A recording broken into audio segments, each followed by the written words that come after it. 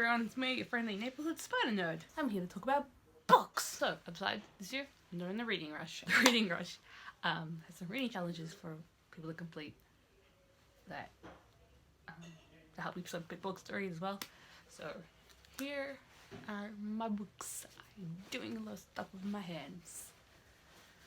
Alright, so the first challenge is to read a book with the color of the cover matches your birthstone.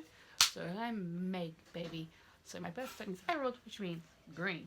And the book I've chosen, I tossed into it. Not tossed into it. I was what's the word? I was iffy on this choice. It was between this book and I was going to do a different book, which is a lot shorter. But I decided to take the plunge because it covers more than one challenge anyway. So I have decided to finally try Lord of the Rings. My edition isn't green, like all green. It is emerald. Yeah, so I'm gonna try to finish the Lord of the Rings. This is like all of the trilogy, I guess, because I think originally it was designed to be published as one book, and then they split the three. But I have an edition where it's all of them. Please help me. Second challenge: read a book that starts with the. Actually, turns out most of the books I picked have the word "the" in it. And then read a book that's inspired a movie you've already seen. The idea behind this one is, in past like 3 times I don't like read a book and then watch the movie adaptation of it. But the idea between this one is you've already seen the movie, but you've never read the book, right? So I've seen the Lord of the Rings movies. I was very young, don't really remember much. I have this vivid like memory of the scene where Frodo like drops the ring into the volcano, but like that's it. But technically, I have seen all 3, and I haven't read Lord of the Rings. Read The Hobbit. The next challenge is read the first book you have touched. Or read the first book you touch. I actually haven't picked this book yet because I haven't touched it, but I've decided that I'm going to use Pokemon to help me pick my book. This is a Happy Meal toy because I still get Happy Meals from McDonald's because I'm simultaneously a 5-year-old child, a 16-year-old boy, and an 80-year-old woman. It makes sense, trust me. But anyway, it's a Caterpie. It's like a launcher thing. I'm going to shoot a bookshelf, which you can't see, and get a book from there. So let's do that right now. Alright, we're going to turn the camera this way.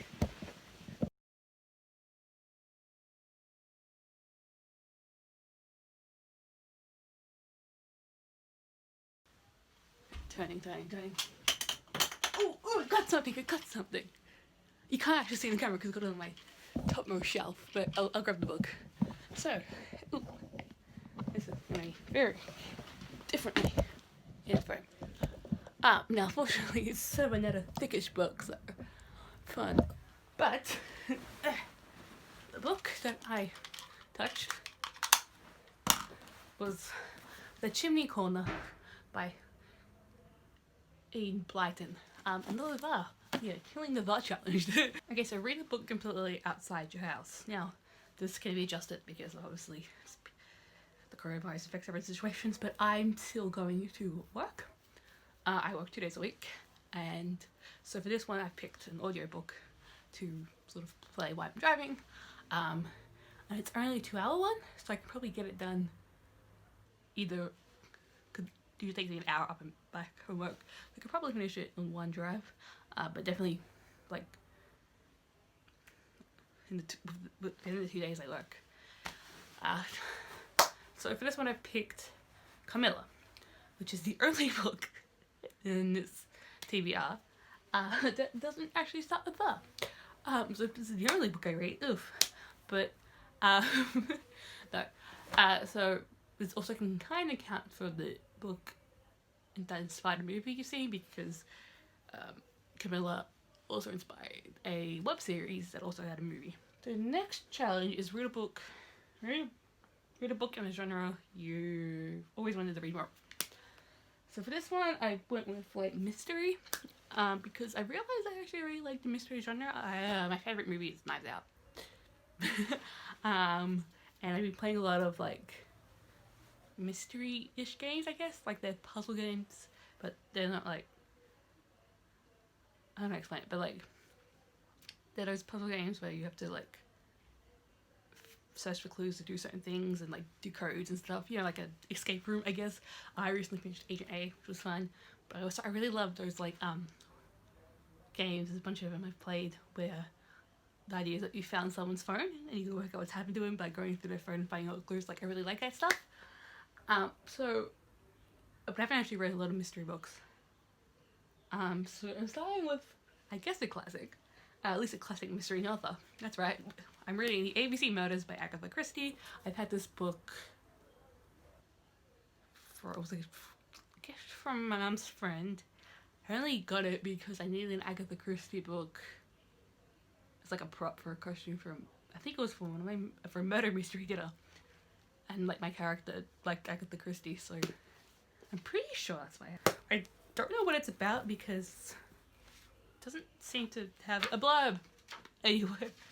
It usually has it on the inside. There's a foreword. It doesn't really tell me what it's about, but I'm assuming someone's getting murdered and someone's gonna figure it out. Yeah. So the last challenge is to read a book set in a different continent to where you live, which as an Australian, really easy. I mean, the books that are set in Australia, I think I own one that's fictional. Oh wait, no, I have two. Wait, how many? Where did I put them? I have a couple of the Tomorrow and the War Begins ones, but they're not important, so I think I have like maybe 4 non-fiction ones and one like non-fiction book set in Australia. Most books that you buy and find in like bookshops and stuff, and like really popular books and stuff, not set. Yeah, so this challenge was easy. Could pick literally many of my books, but one I picked was The Lady's Guide to Petticoats and Piracy by Mackenzie Lee. Have I said any of the other ones? I've started this before, but I'm going to restart it because it was ages ago. I'm surprised I haven't actually read this book yet, because the last time I did like the Reading Rush, I was like 2 or 3 years ago now, I think it was, and that's when I read so this is like a sequel. This is a sequel to The Gentleman's Guide to Vice and Virtue, which I actually read for the first time the last time I did like the Reading Rush BookTube one, like 2 years ago, and that's my favorite book. Like, I love that book, and I remember finishing that book and immediately pre-ordering this one. Like, I got this pretty much when it came out. Like, I pre-ordered it, and I still haven't read it. So, but I thought, hey, since I read the first book for a BookTube, for like a readathon, I might read the second one. This is set across Europe. Pretty much goes traveling around Europe. So that's all my books, plus the audiobook. So, and I'm dropping more. How am I feeling so far? Kind of scared. This scares me a little bit. It's quite thick. So I'm glad I kind of picked it to cover like 3 challenges. But honestly, I will be happy if I even finish like one of the 3. You know, if I finish Fellowship of the Ring, I'll be like, I'll count it as a win. But yeah, this scares me. I don't know what to say. Bye. I should say bye. That's bye, and let me know if you're doing the Reading Rush. Oh my goodness, there's like 1,000. Sorry, I just looked at the page count of this book. Bye. Stay safe. Let me know if you either read any of these books and what you thought of them, without, you know, telling me what happens. I mean, I know what happens in the Lord of the Rings. But don't dare spoil this one. I want to figure out if I can figure out the rest of myself. Let me know if you like these books, if you hated these books, if you're doing this readathon, what you're planning to read. You know, put your links so you heard TBR videos you've done. I like to watch stuff. And let me know how possible you think it is to read this, as well as, you know, 4 other books in a week. Alright, bye.